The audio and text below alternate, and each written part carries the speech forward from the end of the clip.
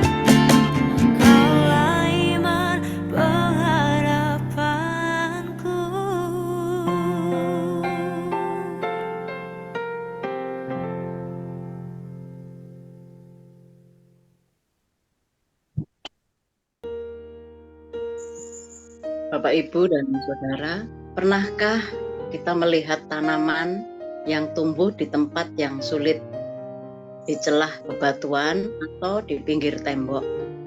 Demikianlah iman orang buta yang telah disembuhkan Yesus. Imannya terus bertumbuh meskipun harus menghadapi ketidakpercayaan orang-orang di sekitarnya. Ayat yang mendasari renungan kita hari ini kelanjutan dari yang kemarin, dari Yohanes 9. Hari ini kita akan merenungkan firman Tuhan dari ayat 8 sampai 30. Nanti akan dibacakan oleh Pak Yosa.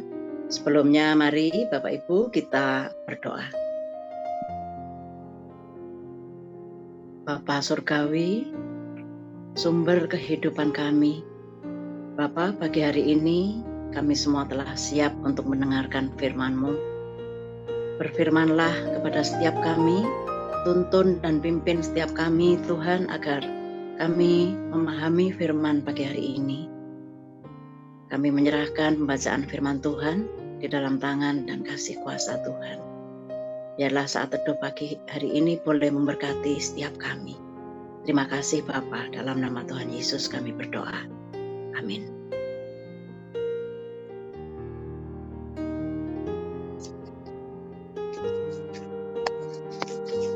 Mari Bapak Ibu kita membaca firman Tuhan dari Yohanes 9 ayat 8 sampai dengan 34 untuk renungan kita pada pagi hari ini. Yohanes 9 ayat 8 sampai 34. Tetapi tetangga-tetangganya dan mereka yang dahulu mengenalnya sebagai pengemis berkata, "Bukankah dia ini yang selalu mengemis?" Ada yang berkata, "Benar, dialah ini." Ada pula yang berkata, "Bukan, tetapi ia serupa dengan dia." Orang itu sendiri berkata, "Benar, akulah itu." Kata mereka kepadanya, "Bagaimana matamu menjadi melek?"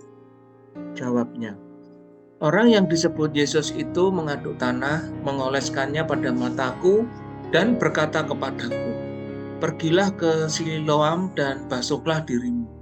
Lalu aku pergi, dan setelah aku membasuh diriku, aku dapat melihat."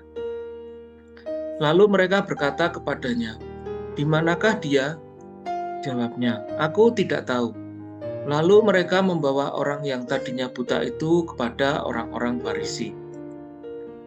Adapun hari waktu Yesus mengaduk tanah dan memelekkan mata orang itu adalah hari Sabat. Karena itu orang-orang Farisi pun bertanya kepadanya, "Bagaimana matanya menjadi melek?" Jawabnya, "Ia mengoleskan adukan tanah pada mataku, lalu aku membasuh diriku dan sekarang aku dapat melihat." Maka kata sebagian orang Farisi itu, "Orang ini tidak datang dari Allah, sebab ia tidak memelihara hari Sabat."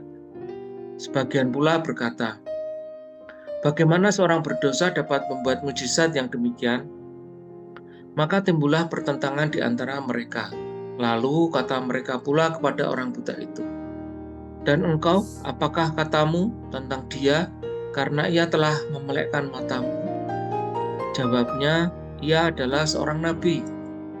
Tetapi orang-orang Yahudi itu tidak percaya bahwa tadinya ia buta dan baru dapat melihat lagi, sampai mereka memanggil orang tuanya dan bertanya kepada mereka, "Inikah anakmu yang kamu katakan bahwa ia lahir buta? Kalau begitu, bagaimanakah ia sekarang dapat melihat?" Jawab orang tua itu, "Yang kami tahu ialah bahwa dia ini anak kami dan bahwa ia lahir buta. Tetapi bagaimana ia sekarang dapat melihat, kami tidak tahu.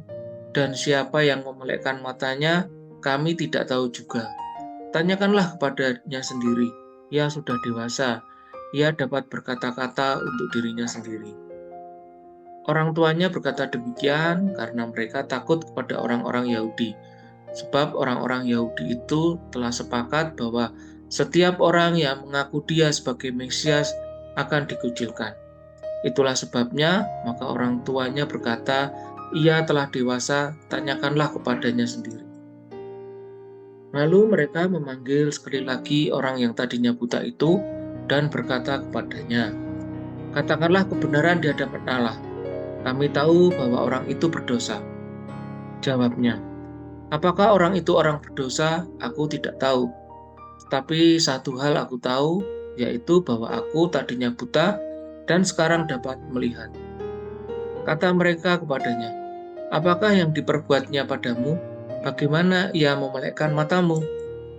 Jawabnya, "Telah kukatakan kepadamu dan kamu tidak mendengarkannya. Mengapa kamu hendak mendengarkannya lagi? Barangkali kamu mau menjadi muridnya juga." Sambil mengajak mereka, berkata kepadanya, "Engkau murid orang itu, tetapi kami murid-murid Musa. Kami tahu bahwa Allah telah berfirman kepada Musa, tetapi tentang dia itu kami tidak tahu dari mana ia datang." Jawab orang itu kepada mereka, "Aneh juga bahwa kamu tidak tahu dari mana ia datang, sedangkan ia telah memelekkan mataku. Kita tahu bahwa Allah tidak mendengarkan orang-orang berdosa, melainkan orang-orang yang saleh dan yang melakukan kehendak-Nya. Dari dahulu sampai sekarang tidak pernah terdengar bahwa ada orang yang memelekkan mata orang yang lahir buta. Jikalau orang itu tidak datang dari Allah, ia tidak dapat berbuat apa-apa. Jawab mereka, "Engkau ini lahir sama sekali dalam dosa dan engkau hendak mengajar kami?" Lalu mereka mengusir dia keluar. Demikian firman Tuhan dari Yohanes 9 ayat 8 sampai dengan 30. Terima kasih Pak Yosa. Bapak, Ibu, dan Saudara, ayat 8 sampai dengan ayat 12, para tetangganya tidak percaya bahwa orang yang buta sejak lahir dapat disembuhkan. Mereka berusaha memastikan bahwa orang ini memang benar tetangga mereka yang sehari-hari bekerja sebagai pengemis dan yang buta sejak lahir. Mereka juga berusaha meminta penjelasan mengenai proses kesembuhannya. Menjawab keraguan tetangga-tetangganya, orang yang telah disembuhkan ini menegaskan identitasnya dan menceritakan apa yang dialaminya. Ia belum mengenal Yesus dan tidak tahu di mana sekarang Yesus berada. Namun ia memastikan bahwa dirinya memang pengemis buta tersebut dan bahwa Yesuslah yang telah menyembuhkannya. Pada ayat 13-17, kesembuhan orang ini harus mendapatkan pengesahan dari orang-orang Farisi sebagai pemimpin agama, karena kebutaannya dipandang sebagai hukuman dosa. Namun orang-orang Farisi itu justru mempersoalkan kesalehan Yesus. Sebagian dari mereka menyatakan Yesus sebagai orang berdosa karena melanggar hukum Sabat. Dan sebagian yang lain mengatakan bahwa mujizat itu tidak akan terjadi jika Yesus adalah orang berdosa. Di tengah perdebatan para teolog itu, orang yang sebelumnya buta ini dengan tegas menyatakan pendapatnya bahwa Yesus adalah seorang nabi. Kemudian ayat 18-34. Untuk memastikan bahwa orang yang telah disembuhkan Yesus itu memang buta sejak lahir, orang-orang Farisi yang juga disebut orang-orang Yahudi memanggil orang tuanya. Orang tuanya menyatakan bahwa orang tersebut memang anaknya dan memang buta sejak lahirnya, namun tidak berani berkata apapun mengenai proses kesembuhannya. Orang yang telah disembuhkan itu pun kembali diinterogasi, disertai tekanan bahwa Yesus adalah orang berdosa. Namun dengan berani ia membantah mereka. Ia menyatakan bahwa Yesus yang telah menyembuhkannya bukanlah orang berdosa, melainkan orang yang saleh dan yang melakukan kehendak Allah. Dapat kita baca pada ayat 31. Pengakuan iman orang yang telah disembuhkan ini membuat mereka marah dan mengusirnya dari sinagog. Ini juga berarti bahwa ia akan dikucilkan dari komunitas sinagog. Bapak, Ibu, dan Saudara, mari kita merenungkan. Iman yang benar akan terus bertumbuh meskipun harus menghadapi keraguan, bantahan, dan ancaman dari orang-orang di sekitarnya. Mari kita berdoa.